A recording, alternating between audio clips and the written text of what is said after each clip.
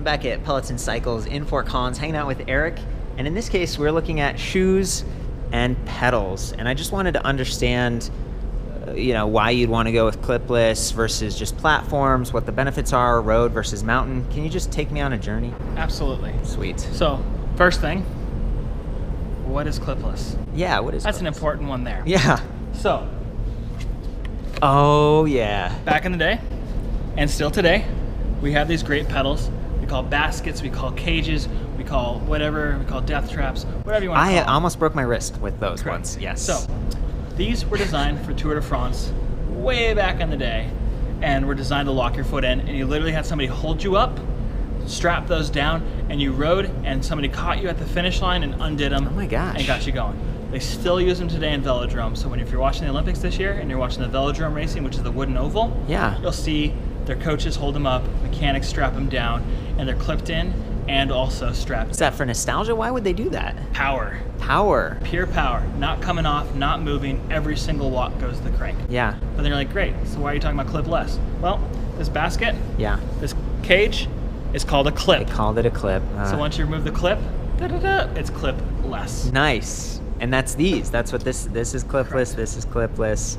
And there's two series of pedals. There's going to be a mountain bike style of pedal. Okay. And on the back side, there's a road bike style of pedal. Oh, cool. Oh, yeah. These ones they're kind of like longer. They look a little different. Correct. What's the deal? So when you're shopping for shoes, even though you may not be mountain biking and you're commuting, we get lazy and we still say mountain or road. Mm-hmm. So on it, we're going to have a road shoe, which is the yellow, and the mountain shoe, which is the blue. Yeah. So with this, it's a 3-piece cleat or a 2-bolt cleat. So with a road shoe, the platform and the connection area between your foot and the pedal is much larger to transfer the power, to transfer comfort, to spread the load out, to not cause a hot spot. Huh. When we go to mountain, we had to have tread. So walking around town, walking into work, Oh. climbing up rocks, being off-road in the mud, carrying your bike through a river, you need to have tread. Okay. So we had to design a pedal that was much smaller. So the road came first, and then the mountain came out. Interesting. Does anyone ride with those for a mountain if they're doing like cross-country long distance or something? There was a couple racers that did the Leadville 100 last year in road shoes. Nice. Did they win? They got first and second. Oh my gosh, I knew it. Wasn't just the shoe. Okay. But you have to be, in order for that to happen, you do not walk anywhere. It is, you clip in at the start line, you power through the race, you ride 100 miles off-road, you get back, you unclip. Okay. Because you can't walk off-road in these very easily. You can walk in them around aid stations and things like that when you're doing your century rides. When you're riding, walking to 7-Eleven, they do have the traction to do that, but you are damaging the cleat the more you walk on them, because you're physically walking on the cleat. Good to know. And then with the mountain, you got the tread. So I see a lot of the commuters, a lot of the mountain bike riders, even a lot of road bikers are using this style pedal. If you do spin classes as well, the SPD, which is Shimano pedal design, is going to be widely accepted in the spin world. Just Like more almost convenient. required. Yeah. So you run an SPD pedal on your road bike, you run it on your e-bike, you run it on your spin bike. Okay. So you can use one pair of shoes for all of them. And there's almost no disadvantage to using one shoe for all of them besides stiffness. Oh. And that's the next thing. Why do I want to get rid of my tennis shoes and go to a mountain biking shoe? So the traditional running shoe is going to look something like this. Yeah. This happens to be a cycling shoe as well. But one of the main philosophies is that from the ball of the foot to the heel, you want stiffness. So this shoe is designed where you can actually spend a day at work in it, go to the gym, do some basic, you're not going to be on the treadmill, but some basic workouts, and then ride home, and then ride to King Soopers. Cool. Or wherever, the grocery store. So the stiffness here, laterally, is what causes problems and causes inefficiency. Now, if you grab your running shoe or your regular shoe, you're going to see it flex all over the place. A lot more, yeah. Because we need to go through the gate motion so we can run down, have our arch collapse, go through the gate. So when we stiffen that up, it transfers more power to the pedal. They did a study where they had some college kids, some high school racers, pro racers, people who'd never been on a bike, put them on a stiffer pedal, and when they rode, it did increase their power on everybody. Interesting. So you are going to be faster with a stiffer one. Just creates kind of like a platform there. Correct. So your foot, that's a dynamic thing, is basically transferred into a lever to push more power down. Got it. So the stiffer the shoe, the more power you transfer. So you can see this is a lot stiffer. I Yeah. can't bend it as much, but they're going to be harder to walk in. So the stiffest must be road, right? You were The talking stiffest about. is going to be the road, or the $360 S-Works shoe. Oh yeah. With a full carbon fiber Oh my sole. gosh. So this is a race shoe. How tough is carbon? I mean, if you get on a rock or something, is it going to just start delaminating, or what happens? So, believe it or not, when Specialized is designing mountain bike shoes, they know that there's rocks on mountains. Oh, yep. So when they're designing the shoe, they're going to design it different than to design the road shoe. Yeah. That used to be the case. They're going to be a lot closer nowadays than they are, but they're going to be a little bit burlier, a little bit more protection. Okay. So it's not pure carbon fiber, it's a blend. Okay. All carbon fiber is a blend. So the materials they blend into it are going to be that. So the outer layer is going to be a protective layer. That's why it has this cute little weave that we all associate with carbon fiber. Yeah. That's a protective layer. So it's going to be much stronger I didn't know fibers that. are going to keep it from splitting, cracking, scratching, all stuff like that. Sweet. So yes, the more you walk in this, you can damage the shoe, you can ruin them. That's why this is a race shoe. Got it. But this is also a great shoe for, again, I ride centuries, I'm going to commute to work on my e-bike, I'm going to mountain bike and race, or I'm going to go to spin classes. So it's a very stiff, very light shoe that can double as a light mountain bike, a race mountain bike shoe, and a good road shoe. Okay. But it's $360. Yeah, So it's but a if lot. you think about it, $100, $180 for a pair of mountain bike shoes, $160 for a pair of road shoes. Yeah. You want one shoe, you can sometimes invest in a much better shoe. Interesting. Okay, thank you, Eric. The next thing is these shoes are expensive. They start at $100, they go up to $400, $500 in some cases. Yeah. They're not like running shoes. You're not going to wear them out in 3 months or 6 months. I've had shoes that have lasted 10 years. I've Wow. had shoes that have lasted 2 years because I destroyed them crawling up rocks and things like that. They're going to last a lot longer than running shoes. And you'll see running shoes that run $150. You'll see hiking boots that are in the $200 range. So they're really not astronomically, but know when you buy a good pair of shoes, you're getting them for the long run. Right. It's kind of the buy it once. You'll replace it in 7 years or 8 years. Okay. But that $200 spread across that time makes a big difference. So convince me, going from these ones that don't have any clips or anything, they're just, it's just like a stiffer shoe. Correct. Up to clipless. Like, why? Correct. So, going from, we talked about why you go from a running shoe or a flexible daily shoe to a cycling shoe. Yeah.